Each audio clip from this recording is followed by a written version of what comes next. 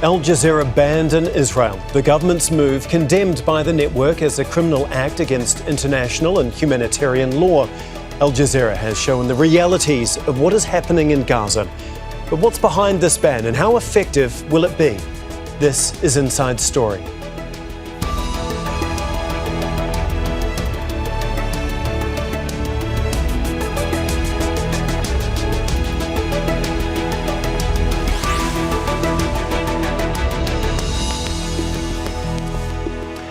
Hello, welcome to the programme. I'm Tom McRae. Israel's cabinet has voted to shut down Al Jazeera, a move the network says breaks international and humanitarian law. The channel accuses Israel of attempting to conceal its actions in Gaza. Now, media and human rights groups and even Israel's staunch ally Germany have condemned the decision. Described by Israeli Prime Minister Benjamin Netanyahu as the hate channel and by ministers in his far-right government as a mouthpiece for Hamas, the network says such false slurs endanger its journalists and that it will take every measure to protect them. Al Jazeera staff have repeatedly come under Israeli attacks during this war. It's been a pattern for years. Our veteran correspondent Shireen Abu Akleh was shot dead while reporting in the occupied West Bank 2 years ago. And Al Jazeera bureaus have been bombed by Israel in the past too. So why has Netanyahu decided to act at this particular time? And what damage will this do to reporting of the war and to Israel itself? We'll put these questions to our guests in just a moment. But first, this report from Katia Lopez-Horian. Al Jazeera's workspace in Israel is now closed. Its reports banned from the airwaves. Israeli police raided the network's premises in occupied East Jerusalem on Sunday, confiscating equipment and removing the channel from cable and satellite providers. The government has now unanimously approved the closure of the incitement mouthpiece of Hamas in Israel, Al Jazeera channel. Anyone who incites against the state of Israel, anyone who harms the security of Israel and the soldiers and fighters of the army will no longer broadcast from Israel. Their equipment will be confiscated. The emergency measure will last for 45 days, with the possibility of an extension. Al Jazeera, as well as the Foreign Press Association, have strongly condemned the Israeli move. The safety of our journalists is very important. We will continue to abide by the law, and I think in the coming days we will try to pursue all legal paths to counter this. The timing is raising questions. Al Jazeera, a Qatar-based broadcaster, has been reporting from Gaza throughout the war. The move to shut it down now comes as Israel plans to attack the southern city of Rafah, and during the latest ceasefire negotiations, mediated in part by Qatar. Qatar is one of those who is pulling and pushing for a settlement, for a deal, and Netanyahu is doing in the last 2 or 3 days anything possible to sabotage a deal, and this might be connected. For years, ties between Al Jazeera and the Israeli government have been tense. Many of its journalists have been killed during Israel's war on Gaza. In 2022, its senior correspondent, Shireen Abu Akleh, was shot in the head by an Israeli sniper while reporting from the occupied West Bank. No charges followed. It's clear that they want to prevent from any others to know what is happening in this war in Gaza, inside Israel, in the West Bank. Telling us that the situation. For now, the ban will not affect Al Jazeera's operations in the occupied West Bank or the Gaza Strip, which are not lawfully considered part of Israeli territory. Katia Lopez-Horian, Al Jazeera for Inside Story. Al Jazeera has documented more than 50 attacks against its journalists since the start of the war. In October, several family members of its Gaza bureau chief, Wael al-Dadu, were targeted. An Israeli airstrike killed his wife, 15-year-old son, 7-year-old daughter and 1-year-old grandson. That same month, an Israeli strike killed 19 family members of an Al Jazeera broadcast engineer. Mohammed Abu Kusan's family was sheltering in the Jabalia refugee camp. And in December, Al Jazeera correspondent Anas al-Sharif lost his father in an Israeli strike that targeted his family's house in Jabalia.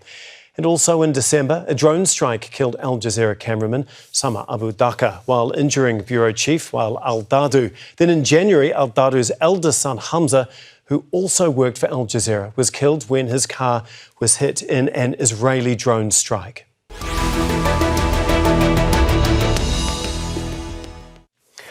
Well, let's bring in our guests now. In Johannesburg, we have Ronnie Kasrils, a leading anti-apartheid activist and a former South African intelligence minister. In Manila is Maria Ressa, co-founder of the leading Philippine-based news platform, Rappler. She was awarded the 2021 Nobel Peace Prize for her work in safeguarding freedom of expression. And in Paris, we have Jonathan Dagher, a journalist heading the Middle East desk at Reporters Without Borders. Thank you all very much for being here on Al Jazeera. We really do appreciate your time. First of all, Maria, if I can begin with you. As I mentioned there, you were awarded the Nobel Peace Prize for a career of fighting for media freedom. I know you've got unique and very personal insights into this issue. How would you describe the ban on Al Jazeera by Israel? I think you've seen the international condemnation. This is a massive blow to free speech and to freedom of the press. We've lived through some of this in the Philippines. And again, I can compare it to shutting down the television airwaves of the top television broadcaster in the Philippines, ABS-CBN. These are things a draconian government does. Jonathan, Al Jazeera basically shut down for allegedly being a threat to Israel's national security. How is the reporting a threat? Well, reporting is not a threat. That's exactly the problem. The threat is the army, the Israeli army, that has killed more than 100 journalists in Gaza, including, as you just mentioned, several Al Jazeera reporters and their family members. That is the threat. And today, what we're seeing, this shameful, this big blow, as to take back the words of Maria Ressa, this big blow to the media ecosystem. This is just the manifestation and legal form under a veneer, behind the veneer of the democratic procedure of the violent censorship that we've been seeing the Israeli army imposing on Gaza since October 7, whether by killing journalists, destroying media infrastructure, media offices, killing journalists' family members, forcibly displacing them, the media blockade. And today we have this law to complete this work that's being done in Gaza by censoring one of the biggest media outlets that are still covering the war. Is it Reporters Without Borders' opinion or evidence that you believe that Israel has deliberately targeted journalists, which include Al Jazeera journalists in Gaza? It's definitely there's definitely enough evidence to speak of targeting journalists in Gaza, particularly, for example, in the case of Hamza al-Dahdouh, who is the Al Jazeera journalist and who is the son of Wael al-Dahdouh. It was the Israeli army itself that the next day, in a statement that they issued, they said that they targeted the car in which Hamza and two other journalists were present. And that strike killed two journalists. Of course, the statement by the Israeli forces did not acknowledge they were journalists, but there was an acknowledgement that they did hit the car that was, according to them, transporting, I'm quoting, terrorists. Now, there was zero evidence to back up the Israeli claim that they were not journalists. And of course, there was plenty of evidence to back up the claim that they are journalists, and they are on the list of RSF. There's also Samer Abu Daqqa, who was hit by a targeted drone strike that also injured Wael al-Dahdouh. And Samer Abu Daqqa was not killed on the spot. This is very important. Samer bled out on the street for more than 5 hours. While help could not arrive because of the Israeli strikes around the area where he was, even though they knew there was a journalist bleeding to death there.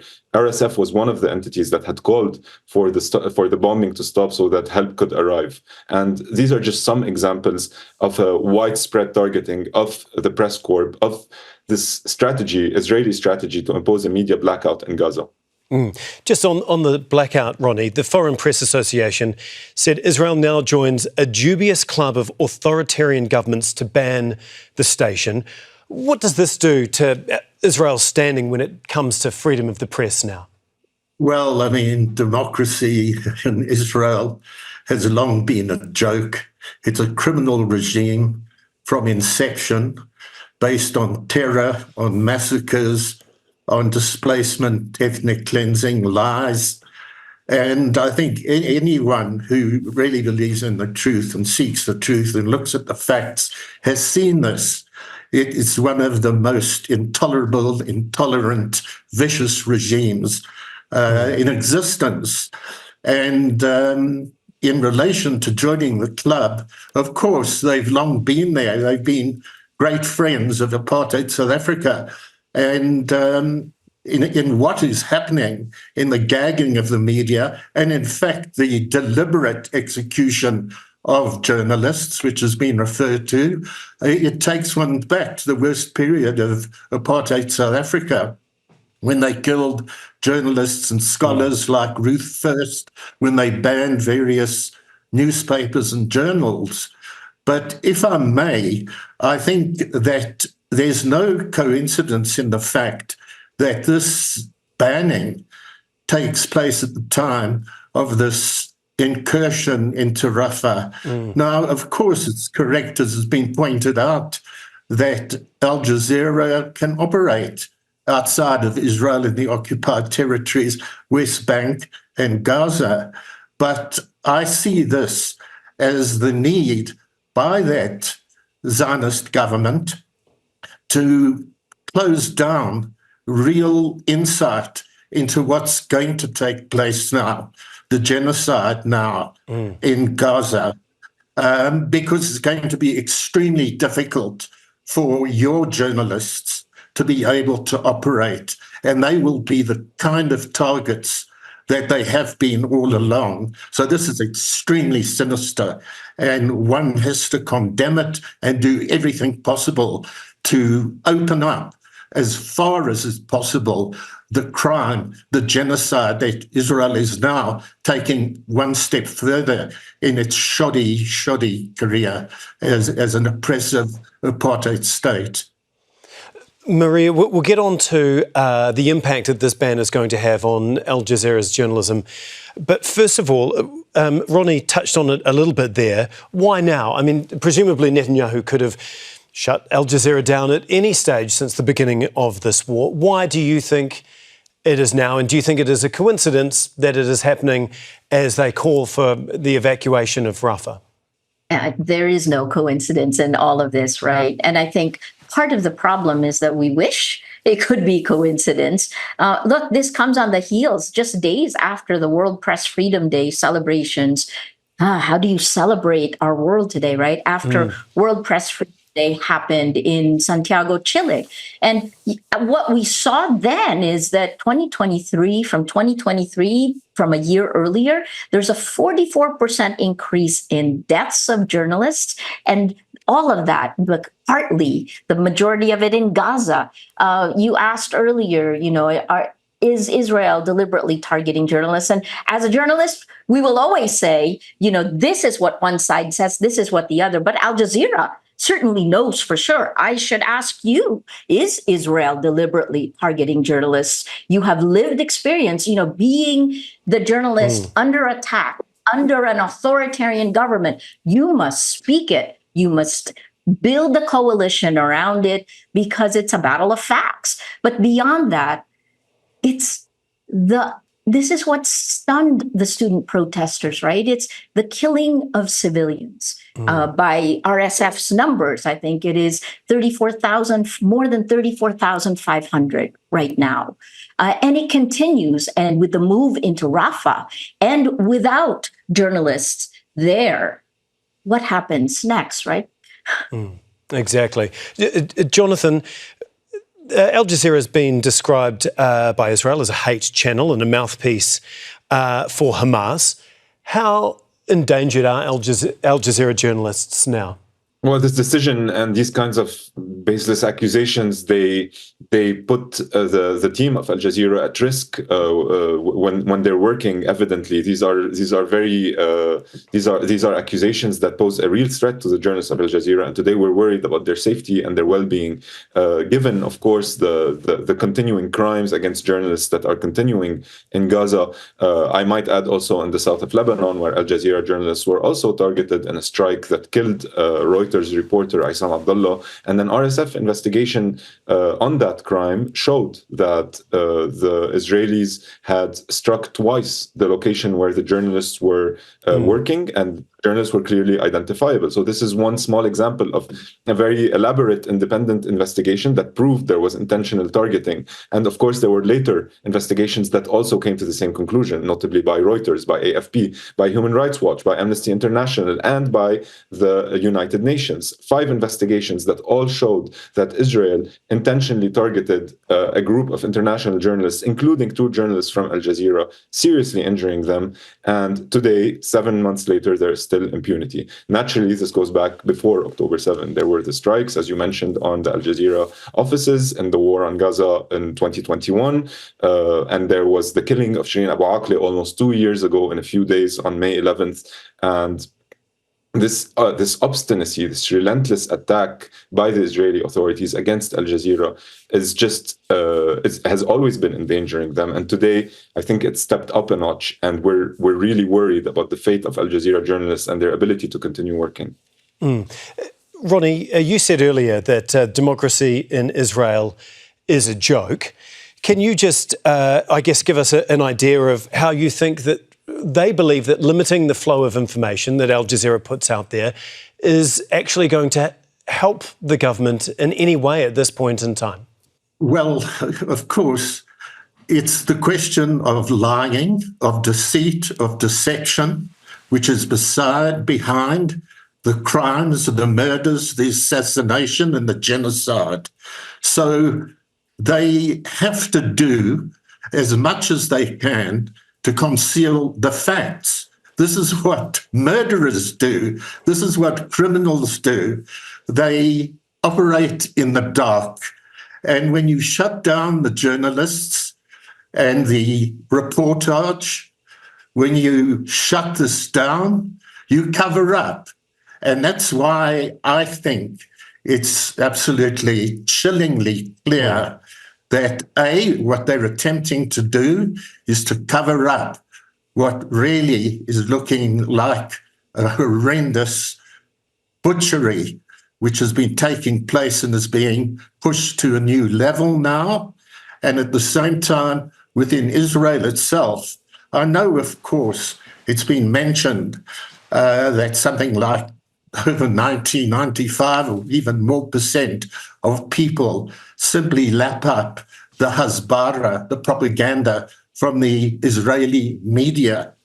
But at the same time, they know, the rulers know, that when you open up a little chink of what you are doing, it has the ability to get people thinking. And they fear that. They fear even the few % who might ask the questions. So it's part of this elaborate deception and crime that has taken place from Israel's inception 76 years ago. We need to see it in that light. I think it's patently clear, because we've seen what has happened. We've seen, especially through Al Jazeera, far greater than any of the other mainstream channels. It's only very recently that from the BBC and the CNN, they've begun to give a little bit of the insight of the butchery and the genocide that Al Jazeera has been showing people. And this is clearly what the Netanyahu government and what the Israeli Defense Force fear. So we need to see it in that way. Well, one point of difference that Al Jazeera, I guess, has had is that we have had extensive coverage from on the ground in Gaza, which many other news organisations simply haven't been able to do. Maria, I mean, on that point, is this ban actually going to succeed? Because even if Al Jazeera wasn't in Gaza showing the reality of what is happening every single day, there's still a huge flow of information out into the wider world through social media. This is problematic in some ways, right? Especially with generative AI and the kind of information operations that are coming from so many different countries. Look, the challenge today really, and this is something I said in Chile for World Press Freedom Day, it is whether our international rules-based order still works. And the challenge is justice. that is core to our humanity. Too many are getting away with impunity, and that can go from countries to companies. And that is dividing us in ways that are literally destroying us. To rely on social media alone, while there are real gems there, eyewitnesses, but you can't tell with the kinds of incentive structures, the design of social media, which rewards, which distributes lies much faster and further, and especially if you lace it with fear, anger, and hate. So this is part of the reason you do need journalists on the ground. And by eliminating that, propaganda, information warfare then takes over, and it becomes far harder to get to the facts. Jonathan, just on that point, Al Jazeera is not the only media organisation that could be potentially banned in Israel. Do you think that this could lead to a ban on other organisations, including within Israel? And if so, who do you think could potentially be next? Well, even if there isn't a ban on other organizations, the ban of Al Jazeera in itself constitutes a threat and a very clear message to all journalists, not just in Israel or in Palestine or in that region, but everywhere in the world. And this is something that we repeat, because when journalists are killed in Gaza, when media outlets are banned, when the media infrastructure is destroyed, when this kind of media blackout is imposed, evidently this is a crime against journalists, against those who are close to them, against the Palestinians.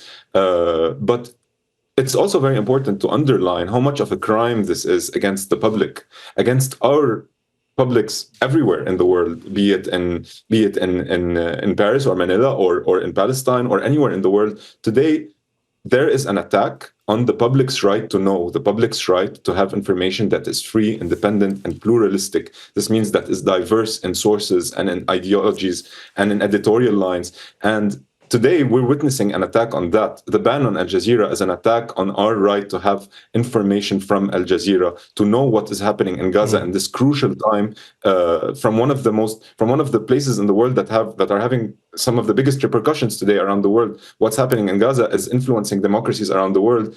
Democracies are based on public opinion, and public opinion is largely shaped by news. So this is very dangerous for everyone and for democracies everywhere in the world. Yeah.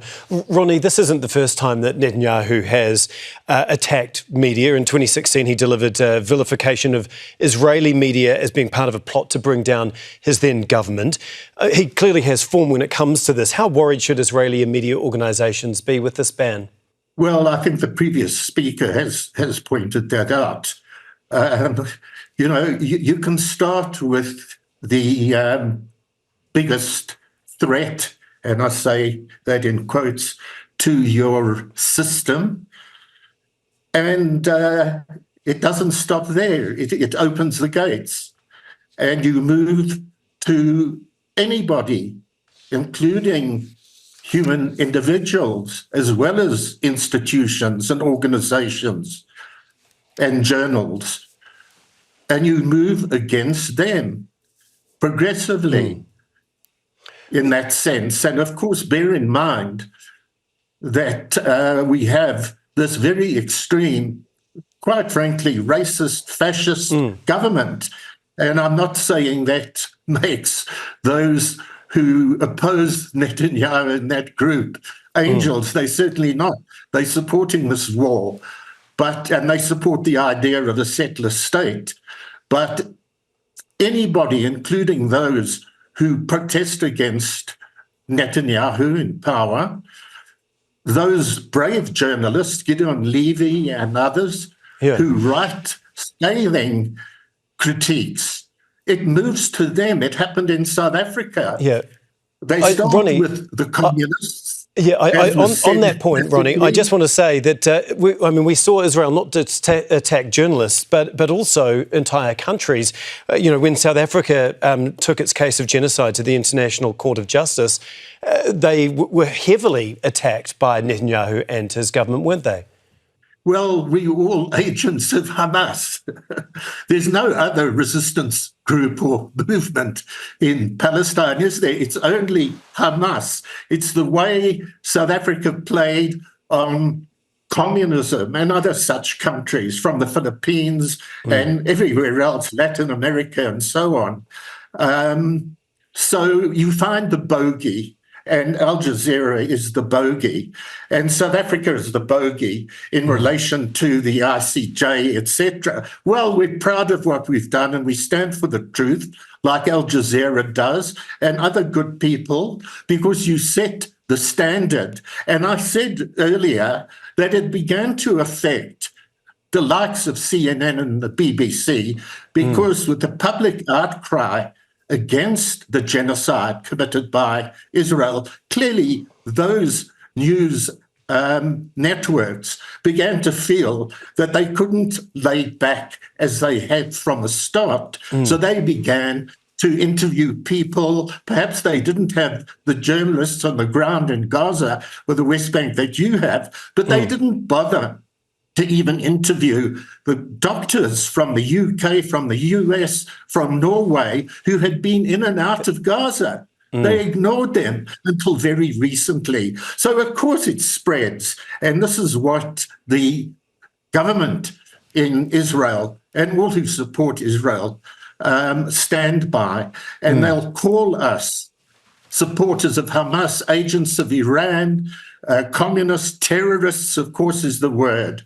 But that's wearing thin, because they do this over and over and over again. And the public, we see this with the kids in the colleges in the USA, they wake up, they don't buy it. And that's the doubt that's sown. This is the big error that the dictators always make. Yeah. Maria, I just want to finish with you very briefly. A lot of this clearly is about how Israel is seen on the world stage and controlling the narrative. Many analysts have described this ban as a sign of weakness and desperation. What do you think happens next from here? I mean, there's so many different scenarios, but what is clear in most of the major ones is violence continues, right? Look, what we learned in the Philippines is that democracy dies not all in one chunk, but it is death by 1,000 cuts. And I am taking the words of Osama bin Laden, right? Not Taylor Swift, but Osama bin Laden, when he said, you will, it's piece by piece, 1,000 cuts until you're bleeding to death. And, you know, giving up press freedom, this was something we refused to do in the Philippines, because you don't want to voluntarily give up your rights. This is unprecedented globally. And as I said earlier, it is a test for the world. Does an international rules-based order still exist? And will democracy survive? And that is a big question. Thank you so much. We really do appreciate your time and insight into all of this. Ronnie, Maria and Jonathan, thanks for being with us on Inside Story. Well, thank you as well for watching. You can see the program again anytime by visiting our website, aljazeera.com. And for further discussion, go to our Facebook page. That's facebook.com/AJ Inside Story. You can also join the conversation on X. Our handle is at AJ Inside Story. For me, Tom McRae, and the entire team here in Doha, bye for now.